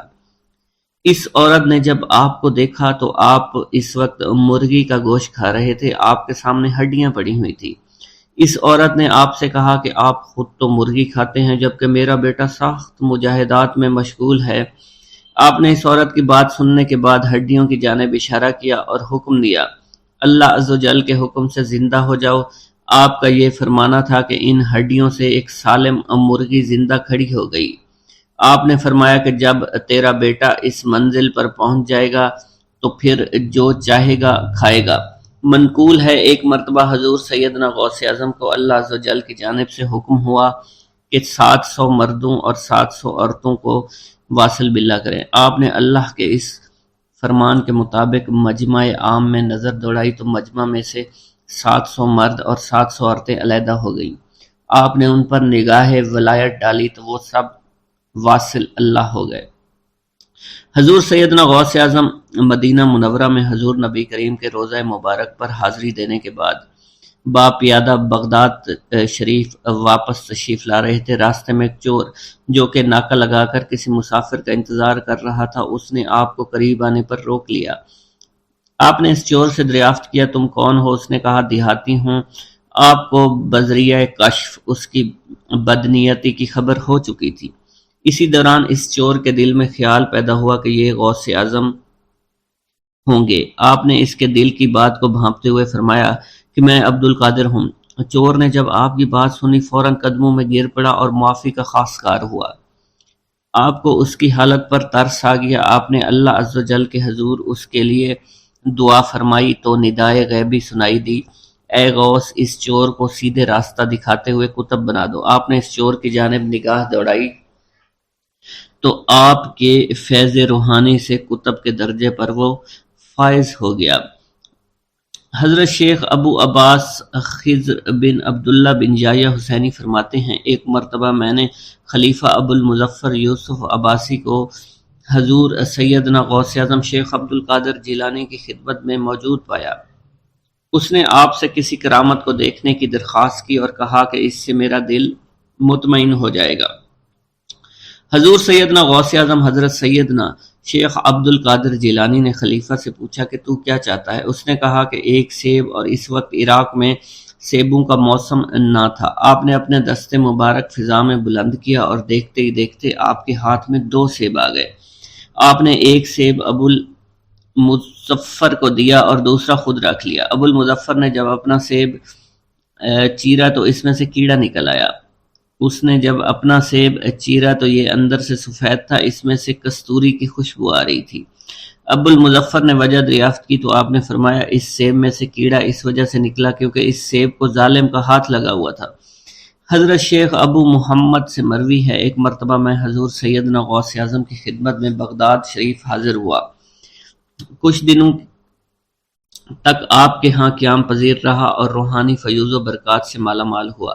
بعد ازاں جب میں واپس اپنے ملک مصر روانہ ہونا لگا تو آپ نے مجھ سے فرمایا کہ کبھی کسی سے کوئی چیز مت مانگنا۔ پھر آپ نے اپنی انگشت شہادت میرے منہ میں ڈالی اور فرمایا کہ اسے اچھی طرح چوسو۔ چنانچہ میں نے آپ کے فرمان کے مطابق ایسا ہی کیا۔ جب میں آپ سے اجازت لینے کے بعد واپس اپنے ملک مصر روانہ ہوا تو بغداد شریف سے مصر تک کی طویل مسافت کے دوران مجھے کچھ بھوک محسوس نہیں ہوئی اور میں جوں جوں آگے بڑھتا رہا اپنے جسم میں توانائی کو پہلے سے زیادہ پاتا۔ بسم اللہ الرحمن الرحیم۔ منقول ہے کہ حضور سیدنا غوث اعظم کے زمانہ میں ایک مقرب کی ولایت سلب کر لی گئی۔ سب چھوٹے بڑے اس کو حقارت کی نگاہ سے دیکھنے لگے۔ اس نے 360 اولیاء اللہ سے التجا کی کہ وہ اس کے حق میں دعا فرمائیں، لیکن اس کا نام لوح محفوظ پر اشتیاق کی فہرست میں لکھ دیا گیا۔ ان اولیاء اللہ نے اس کو بتایا کہ تم کامیاب نہیں ہوں گے۔ اس کے چہرے کا رنگ سیاہ پڑ گیا۔ اس شخص نے حضور سیدنا غوث اعظم شیخ عبد القادر جیلانی کی خدمت میں حاضر ہو کر دعا کی درخواست کی۔ آپ نے فرمایا تم اللہ عز و جل کی بارگاہ میں مردود ہو گئے ہو، مگر میں تمہیں اللہ کے اذن میں مقبول بنا سکتا ہوں۔ پھر حضور سیدنا غوث اعظم نے اس کے لیے بارگاہ الہی میں دعا فرمائی تو غیب سے ندا آئی، کیا تمہیں معلوم ہے کہ تم سے پہلے بھی 360 اولیاء اللہ اس کے لیے سفارش کر چکے ہیں، لیکن اس کا نام لوح محفوظ پر اشتیاق کی فہرست میں لکھا جا چکا ہے۔ یا الہی تو مردود کو مقبول، مقبول کو مردود بنانے پر قادر ہے۔ اگر تیری منشا یہی ہے تو نے اس کو مقبول بنانے کے لیے مجھ سے دعا کیوں کروائی؟ غیبی ندائی، اے عبد القادر، اسے میں نے تمہارے سپرد کیا، تم اسے جو چاہے بنا دو۔ چنانچہ آپ کی دعا سے وہ پھر سے بارگاہ الہی میں مقبول ہو گیا۔ حضرت شیخ ابو صالح سے منقول ہے حضرت شیخ ابو مدین مغربی نے مجھے حضور سیدنا غوث اعظم شیخ عبد القادر جیلانی کی خدمت میں بغداد فقر کی تعلیم کے لیے بھیجا۔ آپ نے مجھے 20 دن تک اپنے خلوت خانہ کے دروازہ پر بٹھائے رکھا اور 20 روز گزرنے کے بعد مجھے قبلہ رو ہونے کا حکم دیا گیا۔ جب میں قبلہ رو ہو گیا آپ نے فرمایا اے ابو صالح اس طرف دیکھو۔ چنانچہ میں نے اس جانب دیکھا تو آپ نے فرمایا کیا دیکھ رہے ہو؟ میں نے عرض کیا بیت اللہ شریف میری نگاہوں کے سامنے ہے۔ آپ نے مجھے حکم دیا کہ اب مغرب کی سمت دیکھو۔ میں نے اپنا چہرہ مغرب کی جانب کیا تو آپ نے فرمایا کہ اب کیا دیکھ رہے ہو؟ میں نے عرض کیا کہ میں اپنے مرشد پاک حضرت ابو مدین کو دیکھ رہا ہوں۔ ایک مرتبہ سنان نامی عیسائی پادری نے حضور سیدنا غوث اعظم کی محفل میں حاضر ہو کر سلام عرض کیا۔ حاضرین کھڑے ہو کر بیان دیا کہ میں یمن کا رہنے والا ہوں۔ میں نے ارادہ کیا کہ میں اسلام قبول کروں گا۔ اسی دوران میرے دل میں خیال پیدا ہوا میں اس دور کی سب سے بہترین شخصیت کے دست مبارک پر کلمہ پڑھوں۔ اسی سوچ کے دوران مجھے نیند آ گئی۔ خواب میں مجھے حضور سیدنا عیسیٰ کی زیارت نصیب ہوئی۔ آپ علیہ السلام نے مجھ سے ارشاد فرمایا بغداد چلے جاؤ، شیخ عبد القادر کے دست حق پر اسلام قبول کرو، کیونکہ اس وقت وہ روئے زمین پر تمام لوگوں میں افضل اور اعلیٰ ہیں۔ حضرت شیخ عمر الحکیمانی سے منقول ہے ایک مرتبہ حضور سیدنا غوث اعظم کی خدمت میں 13 لوگ دائرہ اسلام میں داخل ہونے کے لیے حاضر ہوئے۔ ان لوگوں نے بیان کیا کہ ہم عرب کے عیسائی ہیں اور ہم نے کلمہ پڑھنے کا ارادہ کر لیا ہے۔ ابھی یہ سوچ ہی رہے تھے کہ کس مرد کامل کے دست حق پر کلمہ پڑھیں گے۔ ہمیں ہاتف غیب سے آواز سنائی دی کہ بغداد جا کر شیخ عبد القادر جیلانی کے دست مبارک پر کلمہ پڑھو۔ حضرت شیخ زین الدین ابو الحسن علی بن ابی طاہر سے مروی ہے، فرماتے ہیں میں نے حضور سیدنا غوث اعظم سے علم حاصل کیا۔ اللہ عز و جل نے مجھے 1 سال میں اتنا علم دیا کہ دوسروں کو وہ علم 20 سال میں بھی نصیب نہ ہوا ہوگا۔ میں نے آپ سے مصر جانے کی اجازت طلب کی۔ آپ نے فرمایا تو دمشق پہنچ کر غازیوں کو مصر میں داخل ہونے کے لیے تیار پائے گا تاکہ اس پر قبضہ ہو جائے، مگر ان سے کہنا کہ وہ ہرگز کامیاب نہ ہوں گے، ہاں دوسری مرتبہ وہ کامیاب ہو جائیں گے۔ حضرت شیخ زین الدین فرماتے ہیں جب میں دمشق پہنچا میں نے وہی حال پایا جو آپ نے بیان فرمایا تھا۔ میں نے ان سے کہا تو وہیں نہ رکے۔ جب میں مصر پہنچا تو میں نے خلیفہ کو ان کو مقابلے کے لیے تیار پایا۔ میں نے خلیفہ سے کہا گھبراؤ نہیں، کامیاب ہو جاؤ گے۔ وہ فرماتے ہیں خلیفہ نے مجھے اپنا ندیم خاص مقرر فرمایا اور اپنے ہر راز سے مجھے واقفیت دے دی۔ پھر دوسری مرتبہ غازی آئے، انہوں نے مصر پر قبضہ کر لیا۔ مجھے حضور سیدنا غوث کے قول کے مطابق ہر ایک سے 1.5 لاکھ دینار ملے۔ مجھے مصر میں ہر خاص و عام میں مقبولیت حاصل ہوئی اور بے شمار لوگ میرے واعظ سے مستفید ہونے لگے۔ حضرت شیخ ابو الخیر سے منقول ہے، فرماتے ہیں میں شیخ ابو محمد حسن، شیخ ابو قاسم، شیخ ابو حفظ کی خدمت میں حاضر ہوئے۔ آپ نے فرمایا تم سب اپنی اپنی حاجات بیان کرو، میں انشاءاللہ تمہاری حاجات پوری کروں گا۔ شیخ ابو سعید نے کہا کہ میں ترک دنیا اختیار کرنا چاہتا ہوں۔ شیخ ابن قائد وانی نے کہا کہ مجھے مجاہدے کی قوت عطا کر دیجئے۔ شیخ بزاز نے کہا خوف الہی چاہتا ہوں۔ شیخ فارسی نے کہا اللہ کے ساتھ میرا ایک حال ہے جسے میں کھو بیٹھا ہوں، چاہتا ہوں میرا وہ حال لوٹ آئے۔ شیخ جمیل نے کہا میں حفظ کرنا چاہتا ہوں۔ شیخ عمر نے کہا میں علم کی زیادتی چاہتا ہوں۔ شیخ خلیل نے کہا میں چاہتا ہوں مجھے موت نہ آئے، یہاں تک کہ مجھے مقام قطبیت پر فائز کیا جائے۔ شیخ ابو البرکات نے کہا کہ میں محبت الہی میں استغراق چاہتا ہوں۔ شیخ ابو عبداللہ نے کہا کہ میں نائب وزیر بننا چاہتا ہوں۔ شیخ ابو مفتوح نے کہا کہ میں خلیفہ کے گھر کا استاد بننا چاہتا ہوں۔ حضرت شیخ ابو الخیر فرماتے ہیں حضور سیدنا غوث اعظم نے فرمایا انشاءاللہ تم سب کی حاجات جلد پوری ہوں گی۔ چنانچہ آپ کا قول پورا ہوا اور تمام لوگوں کی حاجات پوری ہوئی ماں سوائے شیخ خلیل کے، کیونکہ حضرت شیخ خلیل نے قطبیت مانگی تھی جس کا وقت ابھی نہیں آیا تھا۔ حضرت ابو اسعد عبداللہ سے مروی ہے کہ میری کنواری بیٹی فاطمہ گھر کی چھت پر چڑھی تو اسے کوئی چیز اٹھا کر لے گئی۔ اس وقت میری بیٹی کی عمر 16 برس تھی۔ میں حضور سیدنا غوث اعظم شیخ عبد القادر جیلانی کی خدمت میں حاضر ہوا اور سارا ماجرا ان کے گوش گزار کر دیا۔ آپ نے فرمایا تم آج رات کو کرخ کے ویرانے میں جاؤ اور تل خمس 5واں ٹیلا کے پاس جا کر بیٹھ جاؤ اور اپنے ارد گرد دائرہ کھینچ لو۔ دائرہ کھینچتے وقت بسم اللہ علی نیت عبد القادر کے الفاظ پڑھنا۔ جب رات بڑھے گی جنوں کے گروہ مختلف شکلوں میں تیرے نزدیک سے گزریں گے، تم انہیں دیکھ کر خوف زدہ مت ہونا۔ جب صبح ہو جائے گی تو جنوں کا بادشاہ ایک جماعت کے ہمراہ گزرے گا، وہ تجھ سے تیری حاجت پوچھے گا، تو اسے بتانا عبد القادر نے بھیجا ہے اور میری حاجت یہ ہے۔ ابو سعید فرماتے ہیں میں نے حکم کی تعمیل کی، آپ کے فرمان کے مطابق ڈراؤنی شکلوں والے لوگ گزرے مگر دائرہ کے نزدیک کوئی نہ آ سکا، یہاں تک کہ صبح جنوں کا بادشاہ گھوڑے پر سوار ہو کر آیا، اس کے ساتھ ایک کثیر جماعت بھی تھی۔ اس نے مجھ سے کہا میری حاجت پوچھی، میں نے اسے حضور سیدنا غوث اعظم کا پیغام پہنچاتے ہوئے کہا اور اپنی حاجت بیان کی۔ میری بات سن کر وہ بادشاہ گھوڑے سے اترا، زمین کو بوسہ دیتے ہوئے دائرہ کے کنارے بیٹھ گیا۔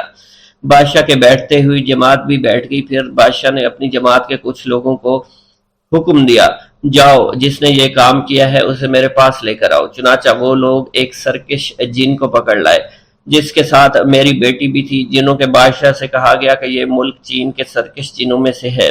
بادشاہ نے اس جن کو مخاطب کرتے ہوئے کہا کہ تمہیں قطب وقت کے قدموں کے نیچے سے لڑکی اٹھانے کی جرت کیوں کر پیش ہوئی؟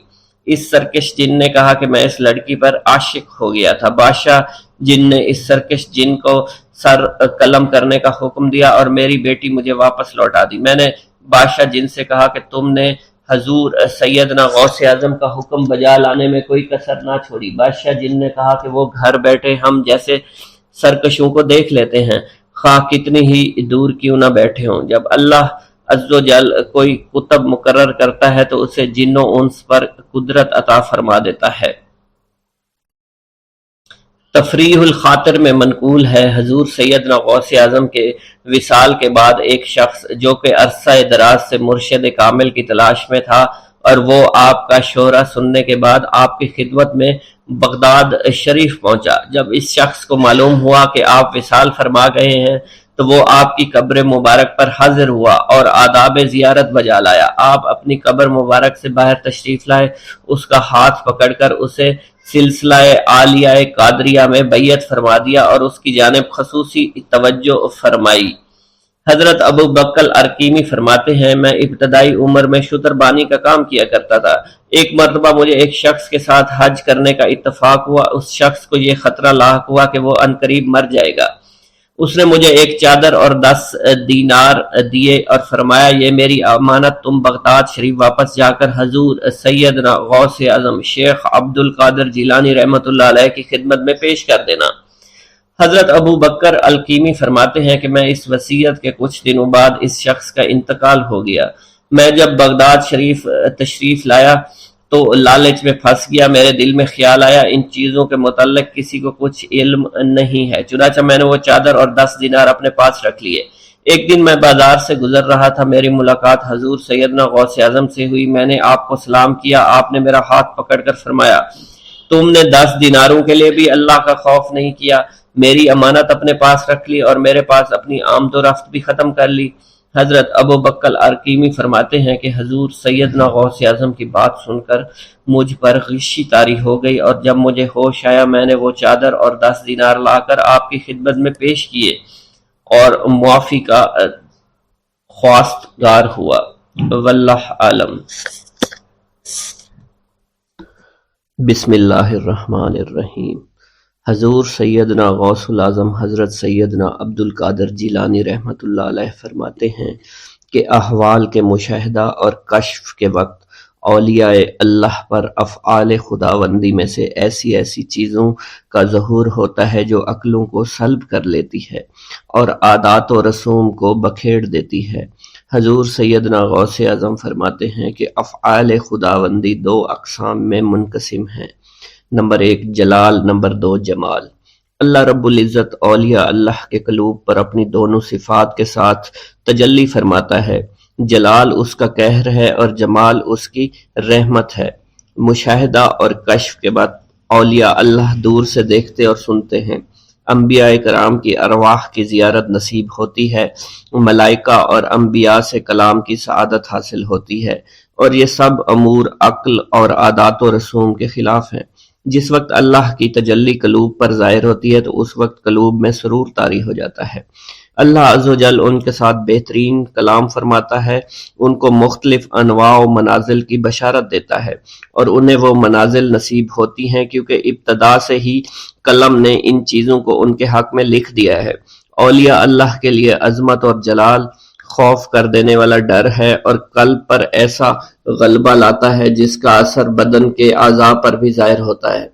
حضور نبی کریم صلی اللہ علیہ وسلم سے مروی ہے، خوف شدید کے باعث نماز کے دوران میں آپ کے سینہ مبارک سے ہانڈی کے ابلنے جیسی آواز سنی جاتی تھی، کیونکہ نماز میں آپ کو اللہ عز و جل کا جلال نظر آتا تھا اور آپ پر عظمت الہیہ کا انکشاف ہوتا تھا۔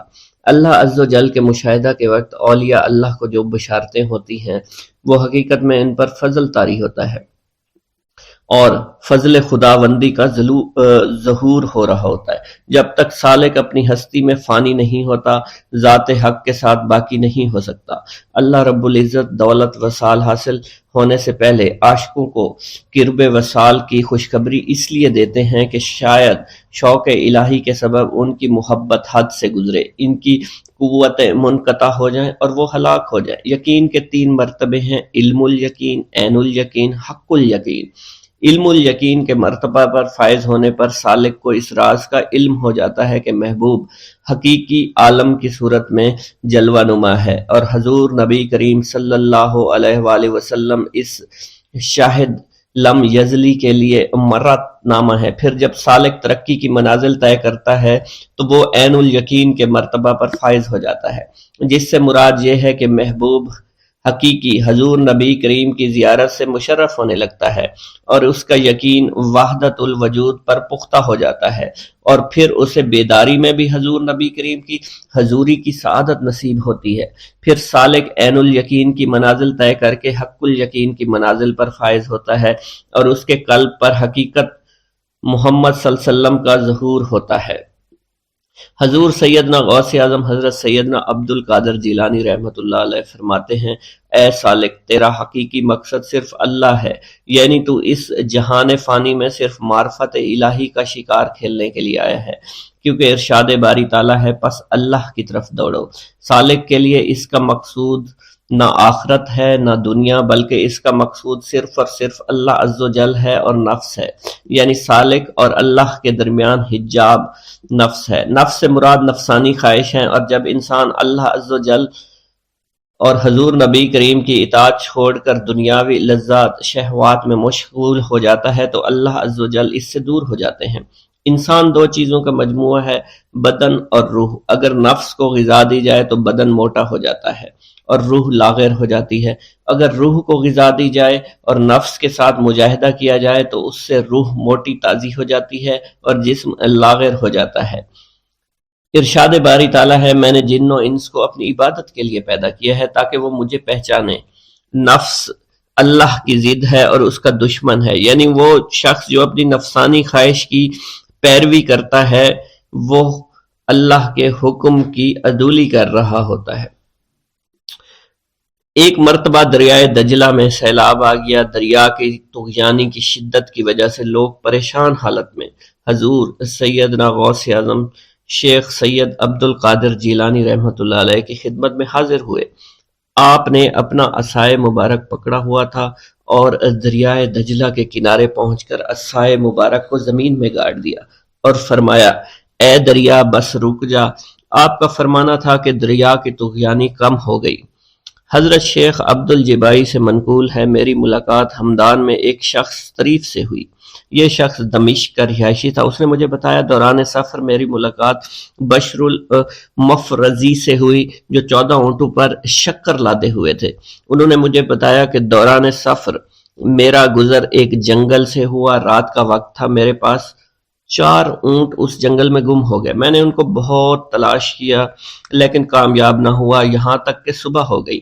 میں نے پریشانی کے عالم میں حضور سیدنا غوث العظم حضرت سیدنا عبد القادر جیلانی کو پکارا کیونکہ آپ نے دوران واز ایک مرتبہ فرمایا تھا کہ جب بھی کوئی مشکل درپیش ہو تو مجھے پکارو۔ چنانچہ میں آپ کو پکارنے لگا۔ اس دوران مجھے ایک ٹیلے پر ایک شخص دکھائی دیا جس نے سفید لباس زیب تن کر رکھا تھا۔ اس شخص نے مجھے ہاتھ سے ایک جانب اشارہ کیا۔ جب میں ٹیلے کے نزدیک پہنچا تو وہ شخص غائب ہو چکا تھا۔ جب میں نے اس شخص کی بتائی ہوئی سمت میں نظر دوڑائی تو مجھے اپنے 4 اونٹ سامان کے نظر آ گئے جنہیں میں ہانک کر لے آیا۔ گرا ہے بلاؤں میں بندہ تمہارا، مدد کے لیے آؤ یا غوث اعظم۔ مریدوں کو خطرہ نہیں بحر غم سے کہ بیڑے کے ہیں ناخدا غوث اعظم۔ حضور سیدنا غوث اعظم شیخ عبد القادر جیلانی کی ایک عورت مرید تھی جس پر ایک فاسق بدبخت عاشق ہو گیا۔ ایک دن وہ عورت رفع حاجت کے لیے نزدیک پہاڑ کی غار میں گئی تو اس فاسق بدبخت کو خبر ہو گئی۔ اس بدبخت نے غار میں جا کر عورت کو پکڑ لیا اور عزت لوٹنے کی کوشش کرنے لگا۔ اس عورت نے بآواز بلند شیخ عبد القادر جیلانی کو مدد کے لیے پکارا۔ آپ اس وقت مدرسہ میں وضو فرما رہے تھے۔ آپ نے اپنی کھڑاؤں کو اس غار کی سمت میں پھینکا۔ وہ کھڑائیں اس فاسق کے سر پر لگنا شروع ہو گئیں جس سے وہ بدبخت ہلاک ہو گیا۔ وہ عورت آپ کی کھڑائیں لے کر آپ کی خدمت میں حاضر ہوئی اور حاضرین محفل کے سامنے سارا ماجرا بیان کر دیا۔ دریائے دجلہ پر مصلی بچھانا۔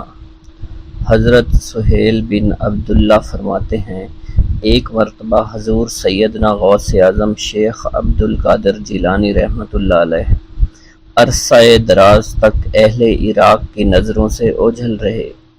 لوگوں نے آپ کی تلاش شروع کی تو معلوم ہوا کہ آپ کو دریائے دجلہ کی جانب جاتے ہوئے دیکھا گیا ہے۔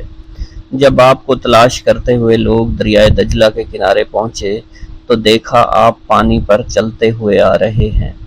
اسی دوران مچھلیاں بکثرت آپ کی خدمت میں حاضر ہو کر سلام عرض کر رہی ہیں۔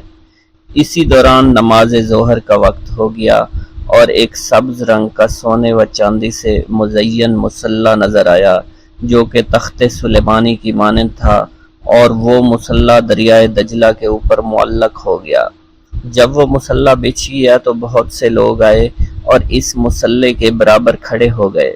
ان لوگوں کے چہروں سے بہادری اور شجاعت جھلک رہی تھی۔ سب لوگ جو آپ کی تلاش میں آئے تھے ان کی زبانیں گنگ ہو چکی تھی، ان کی آنکھوں سے آنسو جاری تھے۔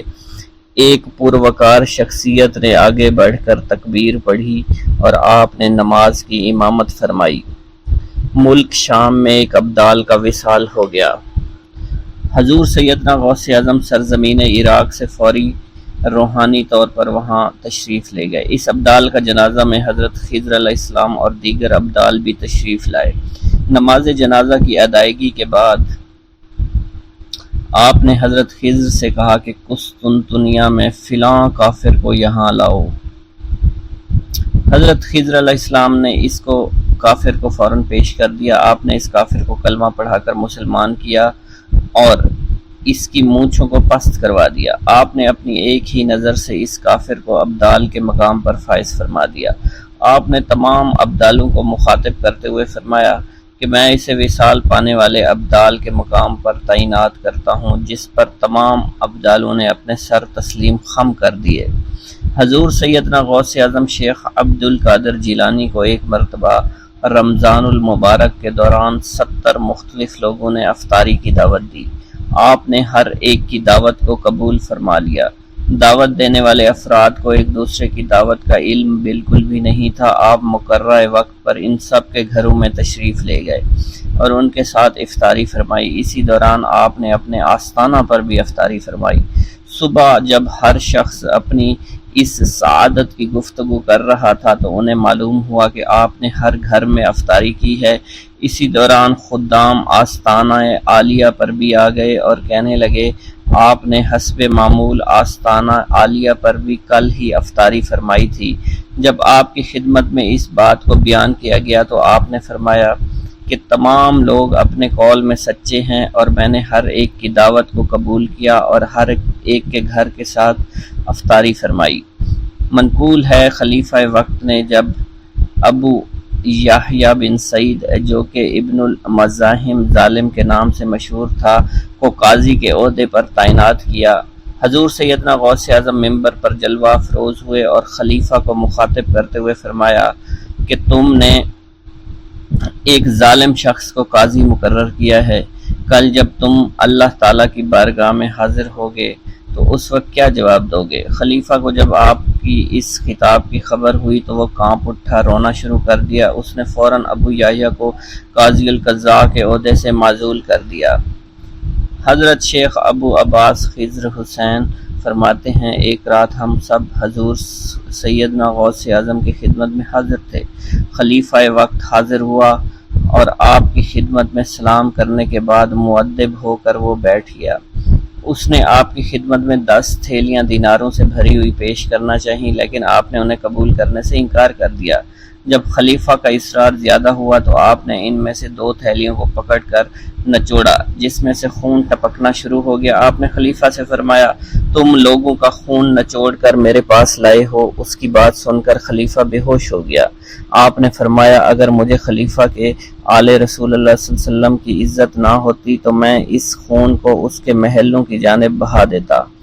حضرت شیخ ابو قاسم سے منقول ہے حضور سیدنا غوث اعظم ہوا میں چلا کرتے تھے، فرماتے تھے کہ سورج جب تک مجھے سلام نہ کرے نہیں نکلتا، ہر سال میرے پاس آ کر مجھے سلام کرتا ہے اور بتاتا ہے کہ مجھ میں فلاں فلاں واقعات ہوں گے۔ اسی طرح مہینہ، ہفتہ اور دن مجھے سلام کرنے کے لیے آتے ہیں اور بتاتے ہیں کہ ہم فلاں فلاں امر وقوع پذیر ہوں گے۔ مجھے اپنے رب کی قسم لوح محفوظ میں نیک و بد میری آنکھوں کے سامنے پیش کیا جاتا ہے۔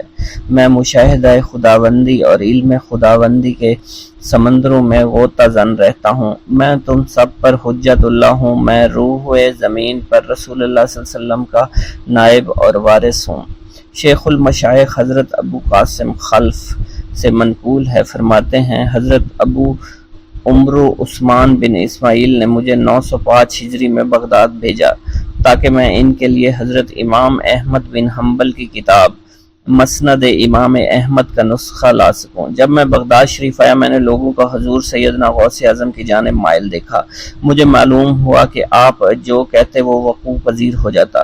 دفتن میرے دل میں یہ خیال آیا کہ یہ اگر میرے دل کی بات بتا دیں تو میں ان کی ولایت کا قائل ہو جاؤں گا۔ چنانچہ میں نے خلاف عادت بات سوچی کہ جب میں ان کے پاس جاؤں سلام کروں تو یہ میرے سلام کا جواب نہ دیں، مجھ سے منہ پھیر کر اپنے خدام سے کہیں کہ اس آنے والے کو ایک چھوارے کا ٹکڑا اور شہد کا ایک دانگ لاؤ، اور جب یہ دونوں چیزیں آ جائیں تو آپ مجھے کلہ پہنائیں اور میرے سلام کا جواب دیں۔ حضرت ابو قاسم فرماتے ہیں یہ سب دل میں سوچتے ہوئے میں ان کے پاس جا پہنچا۔ میں نے آپ کو سلام کیا، آپ نے میرے سلام کا جواب دینے کی بجائے منہ پھیر لیا۔ اپنے خادم سے کہا جاؤ چھوارے کا ٹکڑا اور شہد کا دانگ لاؤ جو دانہ بھر سے زیادہ نہ ہو۔ اللہ عز و جل کی قسم آپ نے وہی الفاظ دہرائے جو میرے دل میں تھے۔ پھر جب خادم وہ چیزیں لے آیا تو آپ نے میرے سامنے پیش کی اور مجھے کلاه پہنانے کے بعد میرے سلام کا جواب دیا اور فرمایا اے خلف تو یہی چاہتا تھا۔ حضرت ابو قاسم خلف بن عیاش شافعی فرماتے ہیں میں دل سے آپ کی عظمت کا قائل ہو گیا، آپ کی خدمت میں رہ کر احادیث کا علم حاصل کیا۔ حضرت شیخ ابو مظفر منصور فرماتے ہیں میں حضور صلی اللہ علیہ وسلم حضور سیدنا غوث اعظم رحمۃ اللہ علیہ کی خدمت میں حاضر ہوا۔ اس وقت میں جوان تھا اور میرے پاس فلسفہ علم الروح کی ایک کتاب تھی۔ آپ نے مجھ سے فرمایا اے منصور یہ کتاب تیرا برا ساتھی ہے، اٹھو اسے دھو دو۔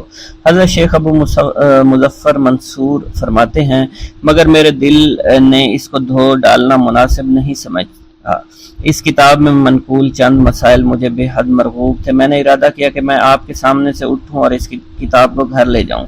آپ نے میری جانب دیکھا اور مجھ سے اٹھا نہ گیا اور میری حالت قیدی کسی ہو گئی۔ آپ نے مجھ سے فرمایا کتاب دو۔ میں نے جب اسے کھولا تو وہ سفید کاغذ تھے جس پر کوئی حرف نہ لکھا ہوا تھا۔ آپ نے اس کتاب کی ورگردانی شروع کر دی اور فرمایا یہ کتاب فضائل قرآن ہے اور یہ محمد بن زریش کی تصنیف ہے۔ حضرت شیخ ابو مظفر منصور فرماتے ہیں پھر آپ نے وہ کتاب مجھے واپس فرما دی۔ میں نے جب اس کتاب کو دوبارہ دیکھا تو وہ واقعی فضائل قرآن کی کتاب تھی اور محمد بن زریش کی تصنیف تھی۔ آپ نے فرمایا کیا تو توبہ کرتا ہے کہ اپنی زبان سے وہ بات کہے جو تیرے دل میں نہ ہو؟ میں نے عرض کی ہاں۔ اس کے بعد مجھے فلسفہ و احکام اور روحانیت جو مجھے یاد تھے وہ بھول گئے اور میرے باطن سے ایسے محو ہوئے کہ کبھی میرے دل میں آئے ہی نہیں تھے۔ منقول ہے حضور سیدنا غوث اعظم شیخ عبد القادر جیلانی کے زمانہ میں ایک ایک مقرب کی ولایت سلب کر لی گئی۔ سب چھوٹے بڑے اس کو حقارت کی نگاہ سے دیکھنے لگے۔ اس نے 360 اولیاء اللہ سے التجا کی کہ وہ اس کے حق میں دعا فرمائیں، لیکن اس کا نام لوح محفوظ پر اشتیاق کی فہرست میں لکھ دیا گیا تھا۔ ان اولیاء اللہ نے اس کو بتایا کہ تم کامیاب نہیں ہوگے۔ اس کے چہرے کا رنگ سیاہ پڑ گیا۔ اس شخص نے حضور سیدنا غوث اعظم کی خدمت میں حاضر ہو کر دعا کی درخواست کی۔ آپ نے فرمایا تم اللہ کی بارگاہ میں مردود ہو گئے، مگر میں تمہیں اللہ کی اذن سے مقبول بنا سکتا ہوں۔ پھر حضور سیدنا غوث اعظم نے اس کے لیے بارگاہ الہی میں دعا فرمائی۔ غیب سے ندا آئی، کیا تمہیں معلوم ہے تم سے پہلے بھی 360 اولیاء اللہ اس کے لیے سفارش کر چکے ہیں، لیکن اس کا نام لوح محفوظ پر اشتیاق کی فہرست میں لکھا جا چکا ہے۔ آپ نے عرض کیا یا الہی تو مردود کو مقبول اور مقبول کو مردود بنانے پر قادر ہے۔ اگر تیری منشا یہی ہے تو نے اس کو مقبول بنانے کے لیے مجھ سے دعا کیوں کروائی؟ غیبی ندا آئی، اے عبد القادر، اسے میں نے تمہارے سپرد کیا، تم اسے چاہے جو سزا دو اور جو چاہے بنا دو۔ چنانچہ آپ کی دعا سے وہ پھر سے بارگاہ الہی میں مقبول ہو گیا۔ حضرت شیخ ابو صالح سے منقول ہے، حضرت شیخ ابو مدین نے مجھے حضور سیدنا غوث اعظم کی خدمت میں بغداد فقر کی تعلیم کے لیے بھیجا۔ آپ نے مجھے 20 دن تک اپنے خلوت خانہ کے دروازے پر بٹھائے رکھا۔ 20 روز گزرنے کے بعد مجھے قبلہ رو ہونے کا حکم دیا گیا۔ جب میں قبلہ رو ہو گیا تو آپ نے فرمایا اے ابو صالح اس طرف دیکھ۔ چنانچہ جب میں نے اس کی جانب دیکھا تو آپ نے فرمایا کیا دیکھ رہے ہو؟ میں نے عرض کیا بیت اللہ شریف میری آنکھوں کے سامنے ہے۔ آپ نے مجھے حکم دیا اب مغرب کی سمت دیکھ۔ میں نے اپنا چہرہ مغرب کی سمت کیا تو آپ نے دریافت کیا کہ آپ کیا دیکھ رہے ہو؟ میں اپنے مرشد پاک حضرت ابو مدین کو دیکھ رہا ہوں۔ ایک مرتبہ سنان نامی عیسائی پادری نے حضور سیدنا غوث اعظم کی محفل میں حاضر ہو کر سلام عرض کیا اور حاضرین میں کھڑے ہو کر بیان دیا کہ میں یمن کا رہنے والا ہوں۔ میں نے ارادہ کیا کہ میں اسلام قبول کروں۔ اسی دوران میرے دل میں خیال پیدا ہوا کہ میں اس دور کی سب سے بہترین شخصیت کے دست مبارک پر کلمہ پڑھوں۔ اسی سوچ کے مجھے نیند آ گئی۔ خواب میں مجھے حضرت سیدنا عیسیٰ علیہ السلام کی زیارت نصیب ہوئی۔ آپ نے مجھ سے ارشاد فرمایا کہ تم بغداد شریف چلے جاؤ اور شیخ عبد القادر جیلانی کے دست حق پر اسلام قبول کرو، کیونکہ اس وقت وہ روئے زمین پر تمام لوگوں میں افضل اور اعلیٰ ہے۔ بسم اللہ الرحمن الرحیم۔ حضور سیدنا غوث اعظم کی پرورش نہایت ہی بابرکت ماحول میں ہوئی۔ آپ نے ابتدا میں گوشہ نشینی اختیار کی اور خود کو دنیاوی غلاظتوں سے پاک رکھا۔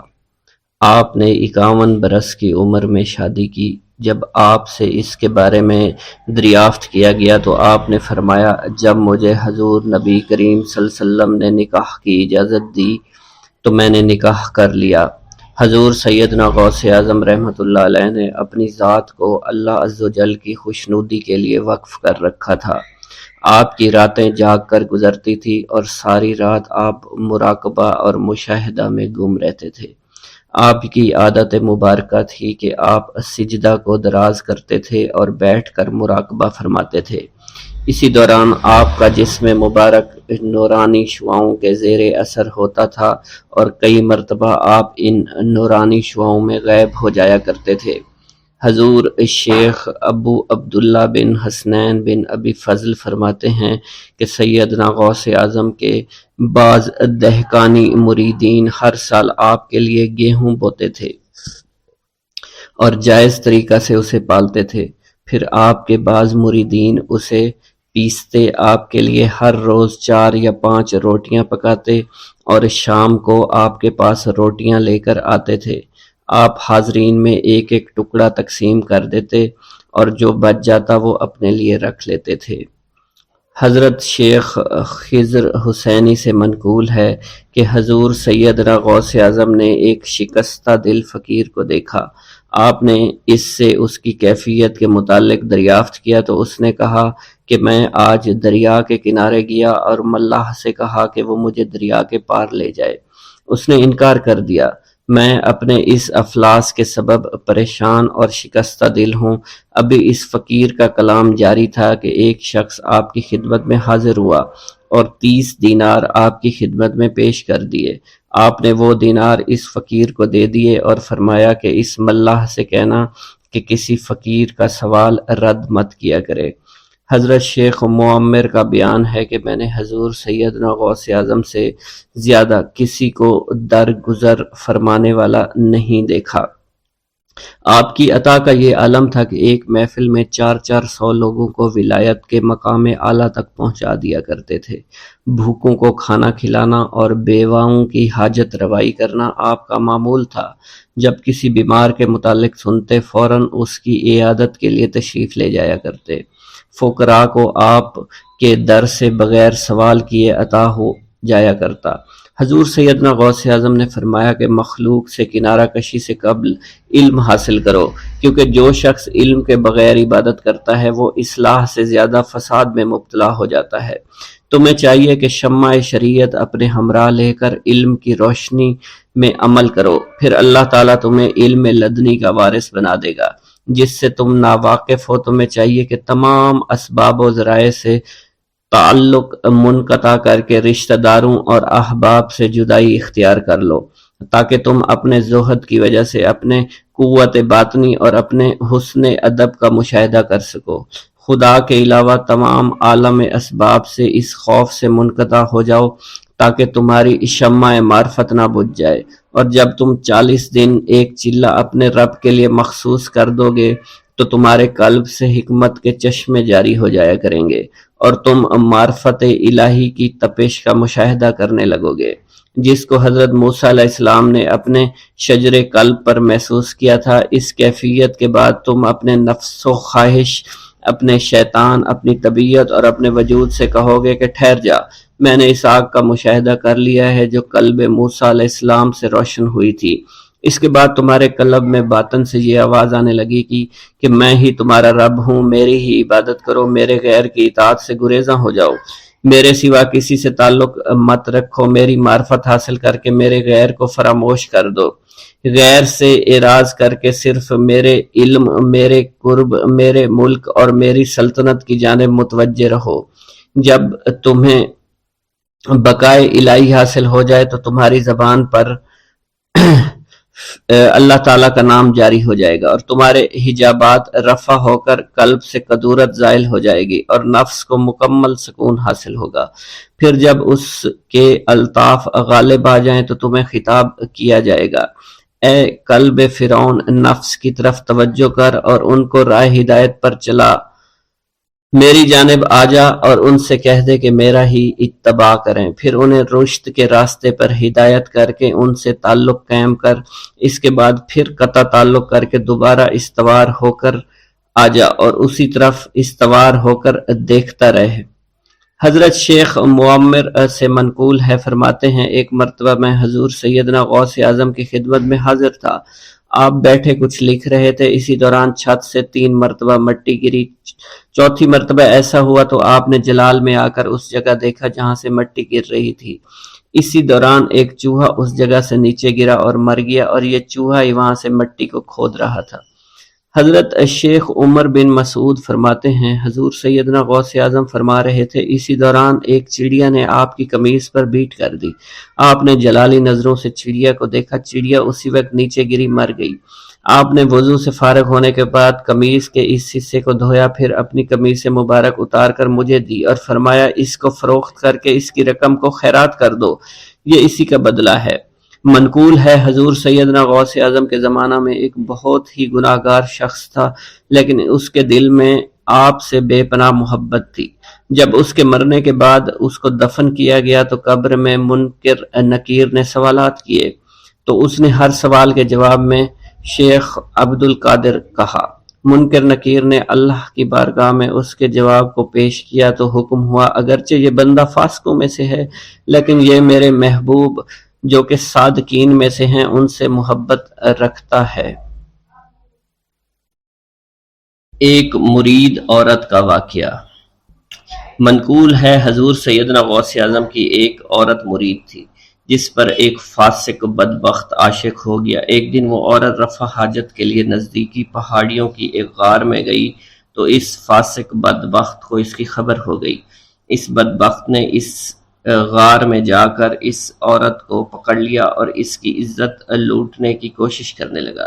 اس عورت نے بآواز بلند آپ کو مدد کے لیے پکارا۔ آپ اس وقت اپنے مدرسہ میں وضو فرما رہے تھے۔ آپ نے اپنی کھڑاؤں کو اس غار کی سمت میں پھینکا۔ وہ کھڑائیں اس فاسق کے سر پر لگنا شروع ہو گئیں جس سے وہ بدبخت ہلاک ہو گیا۔ وہ عورت آپ کے کھڑائیں لے کر آپ کی خدمت میں حاضر ہوئی اور حاضرین محفل کے سامنے سارا ماجرا بیان کر دیا۔ ایک مرتبہ دریائے دجلہ میں سیلاب آ گیا۔ دریا کی طغیانی کی شدت کی وجہ سے لوگ پریشانی کے عالم میں حضور سیدنا غوث اعظم کی خدمت میں حاضر ہوئے۔